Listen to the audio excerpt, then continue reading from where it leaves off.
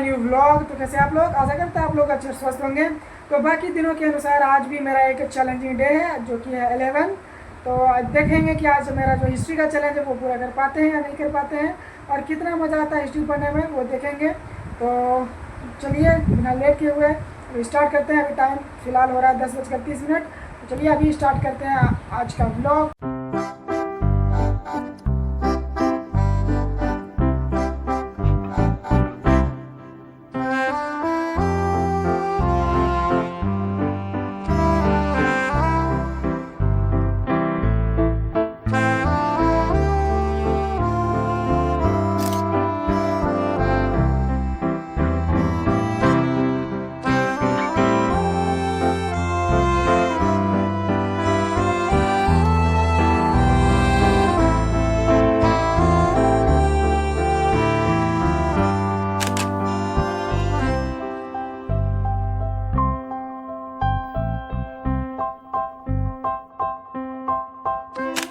तो फाइनली दोस्तों मैं अपना जो था हिस्ट्री का वो पढ़ाई मैंने कर लिया हूँ। अभी टाइम दिखा दे रहा हूँ आप लोग को कितना हो रहा है। एक सेकेंड, देख सकते हैं अभी टाइम हो रहा है 12:43। तो अभी इधर हम चावल चढ़ाए हैं, देख सकते हैं ये भी फाइनली हो ही चुका है। अब इसको जल्दी से खाना बनाएंगे, उसके बाद जो नोट्स बचा है उस नोट्स को बनाएंगे। तो चलिए अभी खाना बनाते हैं, उसके बाद फिर मिलते हैं। जब तक हम खाना बनाते हैं तब तक आप लोग बाहर का जो व्यू है उसका मज़ा लीजिए। सब्जी ख़त्म हो गया है तो चलिए चलते हैं दुकान और लाते हैं सब्जी।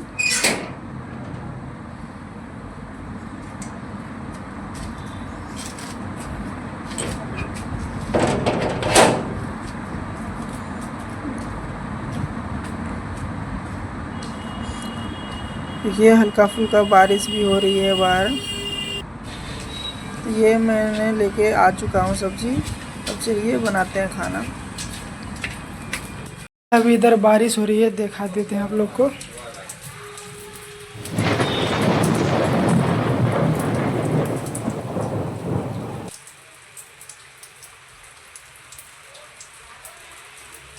और फिलहाल अभी रूम में लाइट भी चली गई है। अभी खाना पीना हो गया और चलिए नोट्स बनाते हैं। टाइम हो गया है नोट्स बनाने का, ठीक है। और लाइट भी आ चुकी है, बारिश भी थोड़ा बूंदाबांदी बारिश हो रही है बाहर में, कोई बात नहीं। हम लोग अपना काम करते हैं, यहाँ से स्टार्ट करते हैं अपना नोट्स बनाना। चलिए दोस्तों, काफ़ी समय के बाद मेरा आज का नोट्स पूरा हुआ।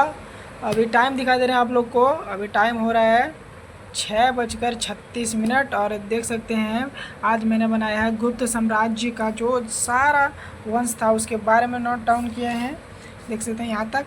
चलिए फटाफट बता देते हैं कि मैंने क्या क्या नोट्स बनाए हैं। तो आइए जानते हैं कि मैंने क्या क्या नोट्स बनाए हैं। तो चलिए, गुप्त साम्राज्य जो था वो वैष्णव धर्म से ताल्लुक़ रखते थे। उसके बाद उनका जो उदय हुआ था कौशाम्बी में, संस्थापक था इनका श्रीगुप्त, और जिनका कि टाइम पीरियड था 240 से 280 ईस्वी, और राज्य भाषा था इनका संस्कृत। ओके, उसके बाद है काशी प्रसाद जायसवाल ने इन्हें जाट कहा, राय चौधरी ने ब्राह्मण, गौरी शंकर ओझा क्षत्रिय एवं एलन एवं अल्टेयर ने इन्हें वैसे कहा। श्रीगुप्त जी को उपाधि मिली थी महाराजा धीराज की।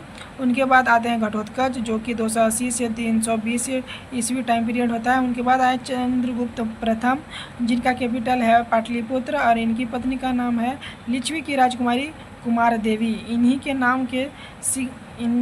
नाम के सिक्के चलवाए थे। और उनके बाद आ सकते हैं इन्होंने स्टार्ट किया था गुप्त संवत, और इन्हें ही प्रथम महान सम्राट कहा गया है, और वास्तविक संस्थापक भी इन्हीं को कहा गया है।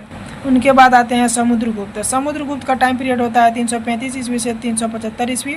इन्हें संगीत का प्रेमी था, इस बात का जानकारी सिक्कों से मिलता है। उसके बाद भारत का नेपोलियन भी इन्हें ही कहा जाता है। उसके बाद दरबारी कवि यानी कि कवि इनके जो थे उनका नाम था हरिसेन, जिसकी रचना थी प्रयाग प्रशस्ति लेख, और जो इस लेख को गद्य और पद्य में पढ़ते थे उसी को बोलते थे चंपू शैली। उसके बाद यहाँ पे देख सकते हैं इनकी उपाधियाँ हैं कविराज, अश्वमेघकर्ता, लिच्छवी, दौहित्र और अप्रतिरथ और पराक्रमांक। इतनी सारी इनकी उपाधियाँ थी। अब आगे चलते हैं हम लोग। आगे है देख सकते हैं जो कि आर्यवर्त शासकों यानी कि 9 आर्यवर्त शासकों और 12 दक्षिण वर्ते शासकों को हराया था इन्होंने। उसके बाद अशोक ने निर्माण करवाया था प्रयाग प्रशस्ति, जो कि इलाहाबाद में था, और इलाहाबाद से कौशाम्बी आ गया, जो कि अकबर ने में लाया था अकबर ने। उसके बाद जो है दक्षिणावर्त के विजय को धर्म विजय कहा जाता है। श्रीलंका के मेघवर्मन ने अनुमति दी थी गया में बौद्ध धर्म या मठ बनाने। और विजय अभियान जो है वो 5 चरणों में है। उनके बाद आते हैं अब समुद्रगुप्त, जिनके बड़े बेटे का नाम होता है रामगुप्त और छोटे बेटे का नाम होता है चंद्रगुप्त द्वितीय, जिनकी उपाधि थी विक्रमादित्य। रामगुप्त का जो पत्नी थी उनका नाम था ध्रुव देवी। जब इनकी मृत्यु हो गई तब ध्रुव देवी चंद्रगुप्त द्वितीय की पत्नी बन गई। और उसके बाद आते हैं चंद्रगुप्त द्वितीय, जिनका विक्रमादित्य था, और इनके ही दरबार में प्रथम चीनी यात्री आए थे जिनका नाम था फाहियान। आगे उनकी उपाधियां हैं, देख सकते हैं, देवश्री, देवराज, देवगुप्त, विक्रमांक, और शक के रुद्र सिंह तृतीय को हराया था, इसलिए इन्हें शक विजेता भी कहा जाता है। और एक है परम भागवत। अब उसके बाद आ जाते हैं कुमारगुप्त। उनकी उपाधि थी श्री महेंद्र महेंद्रादित्य, और इन्होंने निर्माण करवाया था नालंदा विश्वविद्यालय का, जो कि बिहार में स्थित है। सर्वाधिक अभिलेख इन्होंने ही बनवाए हैं। और बिलसर जैसे हो गया, मक्सौर रचना था वत्स भट्टी। उसके बाद आ जाते हैं स्कंदगुप्त। स्कंदगुप्त की उपाधियाँ थी देवराय, शक्रदित्य, और इनको जो था हुनों का आक्रमण करवाया था, उनका अभिलेख मिलता है भीतरी स्तंभ में। और प्रमुख जो था मिहिरकुल, प्रमुख हुन, और हुनों को म्लेच्छ भी कहा जाता है। और जो स्कंदगुप्त ने है सुदर्शन झील की पुनर्निर्माण करवाया था, और इनके गवर्नर थे पर्णदत्त, और अंतिम शासक हुए विष्णुगुप्त। बस इतना ही मैंने नोट्स बनाया है। अब टाइम हो गया खाना उना बनाने का। अब खाना उना बनाएंगे, उसके बाद इसे याद करेंगे। दिखाते हैं कि मैं रोटी कैसे बनाता हूँ।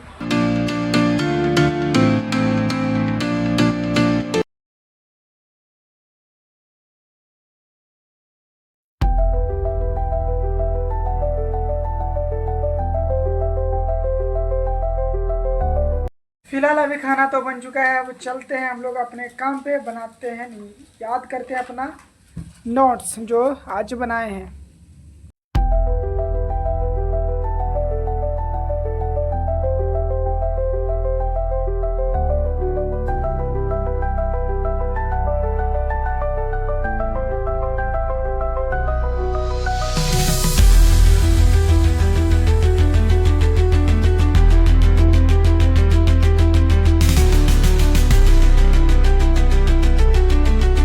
तो फाइनली दोस्तों आज का मेरा जो नोट्स था वो मैंने सारा याद कर लिया हूँ। अब टाइम हो गया सोने का, तो बिना लेट के हुए हम सोते हैं। अगर आप लोग को मेरा वीडियो अच्छा लगा हो तो वीडियो को लाइक करिएगा, चैनल को सब्सक्राइब करिएगा।